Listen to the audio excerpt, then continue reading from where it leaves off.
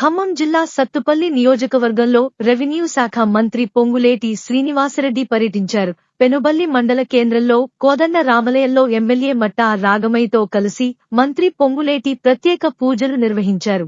అనంతరం సత్తుపల్లి, పెనుబల్లి మండలాల్లో పలు వినాయక మండపాలు సందర్శించారు. అంతకు ముందు పెనుబల్లి మండల కేంద్రంలో కోదండ రామాలయం కమిటీ సభ్యులు పూర్ణకుంభతో మంత్రి పొంగులేటి శ్రీనివాసరెడ్డికు ఘన స్వాగతం పలికారు.